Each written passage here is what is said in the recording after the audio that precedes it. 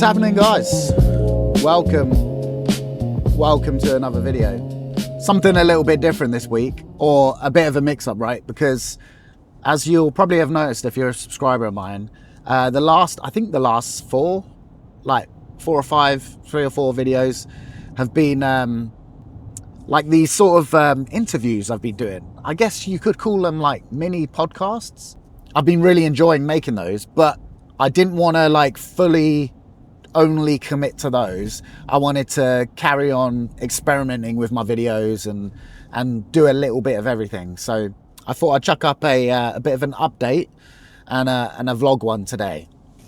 Although, to be honest, there's just not that much to vlog. My life is so monotonous at the moment, working, and also it's February in England. There is absolutely nothing to do. A couple of people, I threw a thing up on my Instagram the other day, said, what do you want updates on?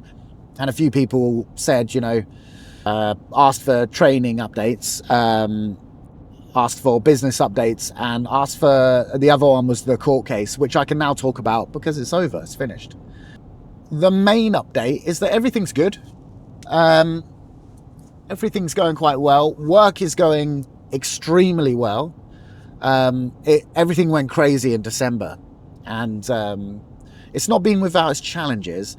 Interestingly though, a lot of work coming our way, which is really strange because last year was crap, right? We were scratching around for work all year. It was just really crap. And then in December it got really busy, and then now it just seems, honestly, it seems like every day I'm getting another project come my way. I've got a couple of big ones, which is really good. So this year I'm really feeling positive about this year. Training has been a funny one.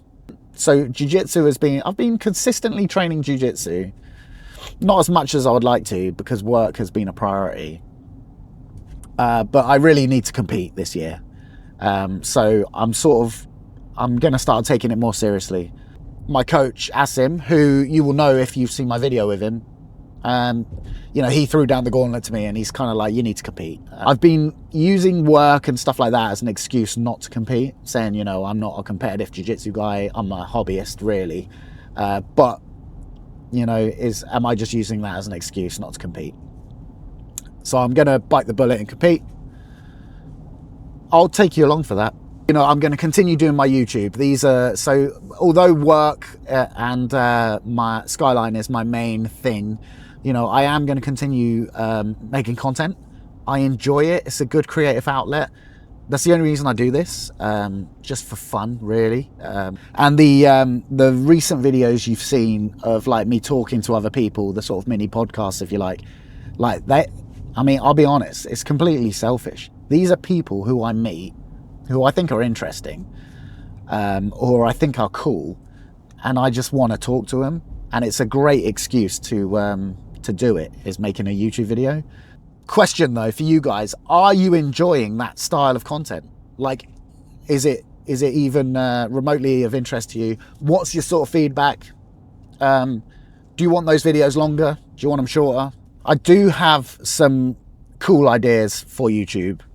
I am talking to Carter about doing a full custom bike and doing a series on that, like a full custom build from start to finish.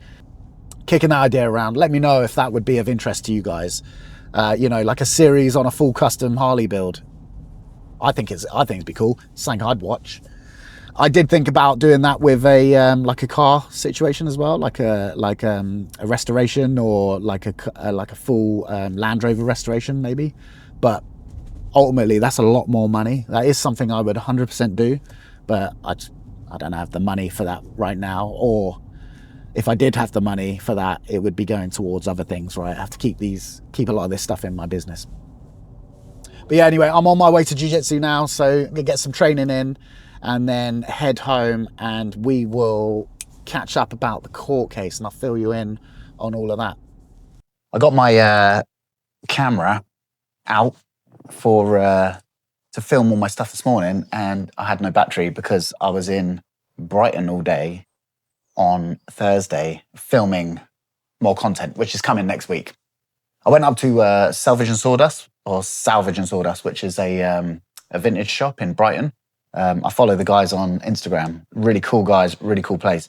And I wanted to speak to them. So I've got 2 of those videos, and they're coming. It'll be next week and possibly the week after. But I'm back now. Went to Jiu-jitsu, got some rounds in, and came back, had some lunch and a shower. And I thought, I'm going to light a cigar and we'll talk about the court case. I'll update you on that stuff. So I don't know what this is. This is a little Monte Cristo. It's a little Monte Cristo, but I'm not entirely sure what one it is. Anyway, let me cut this. I've been going with the straight cut recently. I don't know why. I'm a V-cut person, but I've been going with the straight cut recently for whatever reason. I normally, when I smoke at home, I normally light with a match. But for whatever reason, I just can't be asked today.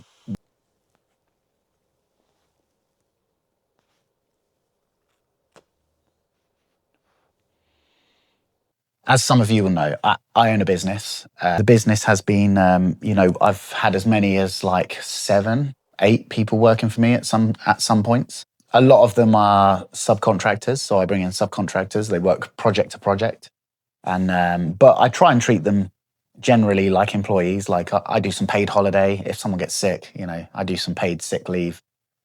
For people who have kind of like are loyal to me and have earned that right, if you like.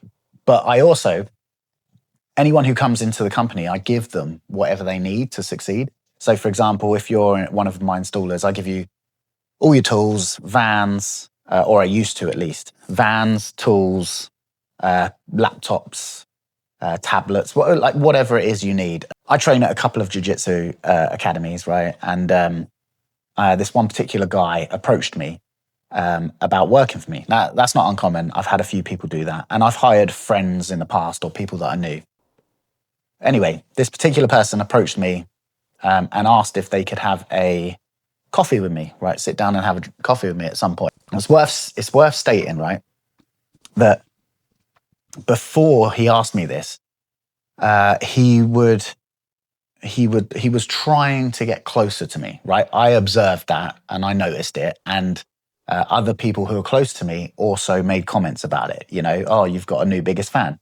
He would like every post I put on Instagram very quickly. He was like, whenever I went to jiu-jitsu, he was on me. He wanted to pair up. He was like very, let's call it proactive in trying to form a relationship. He asked me if we could go for a coffee, and I said, yep. We went for a coffee, and he said to me, he said, I really like what you're doing. I watch what you're doing, and I think it's really cool. I see how you manage your teams, blah, blah, blah. He was very complimentary to me. And he said, I would like to come and work for you. And I was like, oh, well, listen, man, I'm really flattered, because he was very flattering to me. But you know what? Like, I don't have any positions available, and I don't even know what I would do with you, right? Because he was in, let's call it IT. He was doing something in IT. I was quite familiar with this guy because I knew he had a checkered past, right? I knew that he'd been convicted, and I knew that he'd been to prison. I didn't know what for. I assumed from conversations we'd had that it was drug related. What I will say is my gut instinct was no. He propositioned me to come and work for me, and I declined. But I always leave doors open, and I said, if it was something that ever became a possibility in the future, then I would consider it, right? And then I want to say like a couple of weeks later, he approached me again and asked if we could meet up again.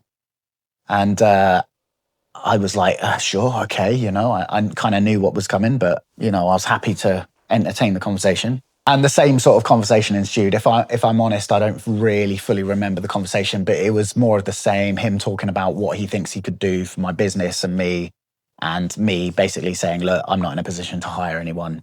A couple of weeks later again, he asked me if he could come and visit me in the office. And again, I mean, I realize, right, looking back on this now, I'm like, I was entertaining all these conversations. Why was I doing it? But at the time, I didn't really think about it, I don't think. Anyway, and giving me more pitching, like very much pitching and like trying to sell to me himself. And I was like, look, this is not an option for me, and I don't have a position. Same thing again, just repeat, rinse, repeat 3 times, right? And then he started like if you know anything about sales, you'll know this thing called like objection handling, where people, they start objection handling. So he starts doing that with me. And I'm thinking to myself, like, this guy, he just like won't take no for an answer. Like he will not take no for an answer. I caved, right? I said, he started objection handling. I was like, fine. I'll give you a trial, right? I think I said 3 months, but I can't remember. But I said, I'll give you a trial, right? You come on board and we'll see what you can do. And my thinking was, if he's going to be this persistent with me, then he could be this persistent with customers, right? And he might actually come good. That's what I shake his hand, and that's what we agree. He goes and sets up as self-employed. I then break that news to the team that I've hired this guy, who they all are somewhat familiar with. And it did not go down well at all, right? They all looked at me like I was crazy. I found myself trying to defend my decision. You know what, blah, blah, blah, like trying to convince them that it was the right thing to do. Trying to convince myself maybe. And they were not convinced. They were not convinced at all. A couple of days after I'd hired this person, sent me a link to like a news article, and it was for his previous conviction, and which was quite shocking to me, and I wasn't aware of because I didn't Google him myself. Like idiot, right? And I remember like just thinking like, oh God, already I was having second thoughts. I say to this guy who's just come on board, I say like, what do you need in order to get this done? Because he was making promises about sales and how much he thinks he could bring in and how many customers he thinks he could convert and blah, blah, blah. So I gave him access to the office, a laptop, keys, and this software. Like the company bought the software. So essentially the company we bought a laptop, had it delivered to his house. We bought the software. I had keys cut, gave them to him. And we have loads of like uniform. And I just gave him that stuff too. There you go. Let's see what you can do. What I did not do, I did not produce a contract and make him sign it. It's a mistake on my part. It's oversight, right? Learning experience. Should have produced one, but didn't. Long story short, this guy comes and works for us, and he produces 0 results. So I gave him like 5 or 6 leads I had. I said, here's some leads, take those, see what you can do with them. They were customers who had already traded with us, or customers who are like really, really keen to trade with us. He didn't convert any of them. In fact, one of them went completely cold. And I remember saying to him, like, what the hell happened with this? Oh, I need to talk to you about that. In that time is the same time, it was like the start of last year, when a big customer of ours went bust. We lost a massive contract. We lost a load of money. And it was just very difficult times, right? So I'm really focused on this stuff. And it became apparent after a few months that nothing's happening here. But he would always say something was coming.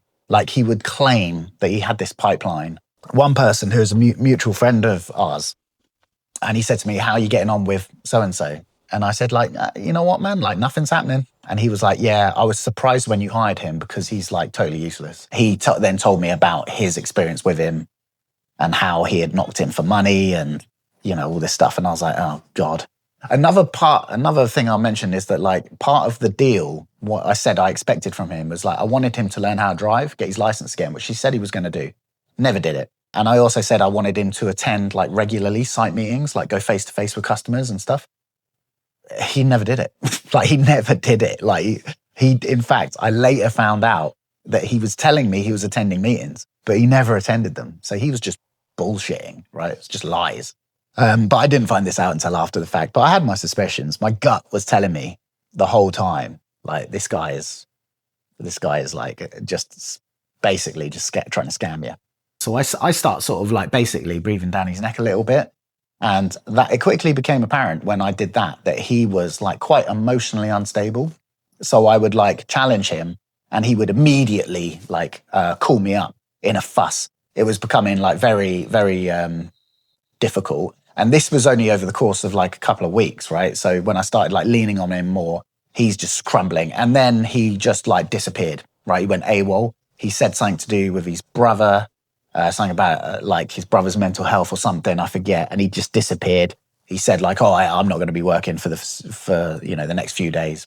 And I'd made the decision then that I was going to let him go because, we were now over 6 months in and he hadn't produced any meaningful results. And to be honest, he was a pain in my ass. Plus, no one likes him in the company. The whole team hated him. And it was starting to reflect on me. And this is the thing about when you hire someone who's fucking useless, if you don't do something about it, it makes the members of the team who are very useful, it makes them feel undermined. It does undermine them, right? I'll put it in email then. And I said to him, listen, I think it's now's a good time to end our professional relationship, to terminate our professional relationship. I'm ending it as of effective immediately. And he agreed and it was mutual. He was like, yeah, I think it's for the best. And this is all over email. And then I said, right, well, listen, if you return the laptop, the keys, the uniform, and give us any login information you have for company software, return all of that, and then I'll get your final invoice paid, and we'll call it quits. And his response was, the laptop is mine. And I was just like, oh, here we go. And I can't remember what I said in the emails, but I was like, listen, man, like it's company asset. It's owned by the company. It's brought by the company. I've got the receipts and it was issued to you for work purposes. That was obvious. We'd had a conversation about that. So he understood that. Everyone in the company gets issued stuff. It's fully agreed and verbally agreed. Anyway, so he maintains that like he's keeping the laptop. And I'm like, oh, all right, fine. In that case, I'll deduct the amount that the value of the laptop, which was about £1,000, and I owed him about £1,000. So I said just over. So I said, okay, well, I'll deduct it from your invoice, and then I'll pay you the difference. And then he starts arguing with me about this laptop. And I'm just like, fuck's sake, man, just give it back. Like, you want your money, I would just want my shit back, and we both walk away. But no, we've got to do it the difficult way. So, all right, cool. Then he threatens me. He threatens, like, he starts saying that I'm withholding his money and that he's gonna go public and talk about it. And I'm just like, whatever, mate. Like, whatever. I know who you are. You're just a bully, and I don't take kindly to that sort of shit. Trying to like blackmail me with that is not going to work. It turns into a court case where I'm trying to get my company property back and he's trying to get his money. And I could bore the tits off you with all the court case stuff. What I will say is it was so draining. Not because the fight of trying to get what's yours, but what I did find like super frustrating was just the arguing with him or the emails. He was relentlessly emailing me all the time. This guy's got nothing better to do, right? Relentless emails, just talking shit. And you know what? I like to surround myself with positive people, and I spend a lot of my life like in a very positive frame of mind. And I'm trying to do shit, right? I'm trying to build my business, like, improve my life, improve other people's lives. I like dealing with positive people. And then when you've got a bad apple like that around, it is just, I found it very draining. And it took up too much bandwidth of mine and it bothered me. It pissed me off. Anyway, so we go to court, and the outcome of the court case is that he did unlawfully retain the laptop, right? So I win in principle. His witness statement, he claimed it was a gift, and the judge almost laughed him out of the room. It was like, a gift for you of £1,000 laptop? Like, why would a company gift you a laptop when you've only been working for them for like 2 weeks? So because I didn't provide ample evidence of the current value of the laptop, they made a decision that the value of the laptop now is different to the value of the laptop when I gave it to him. So basically, the value was like half. He claimed it was half of what I got. So they offset that against the invoice, and I now have to pay him half of his invoice, if you like. Right, no problem, whatever. Either way, it's less than £1,000, right? All of this for less than £1,000. And it's just like, what are we doing? Anyway, so I won the case in principle, but I still have to pay this idiot like a few £100. But the interesting thing is, right,